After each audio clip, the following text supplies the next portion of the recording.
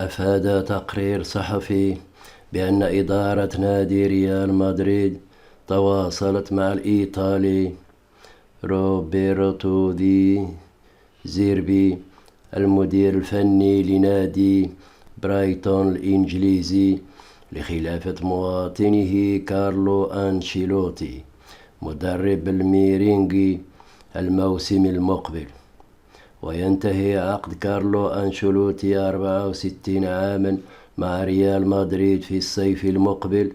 وذكرت التقارير أنه وقع بالفعل عقود تدريب لمنتخب البرازيل.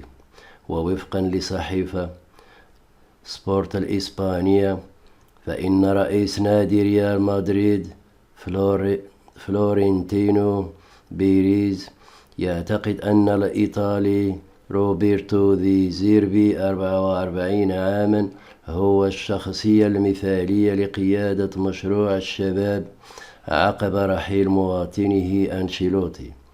وأشارت الصحيفة إلى أن ريال مدريد تواصل بالفعل مع دي زيربي الذي يقود أحد أبرز المشاريع في الدوري الإنجليزي الممتاز، لكن المفاوضات لا تزال في مرحلتها الأولوية. ويرى بيريز أن ذي زيربي جاهز بالفعل لتحقيق قفزة كبيرة في مسيرته والانتقال إلى تدريب أحد أندية القمة. والسلام عليكم.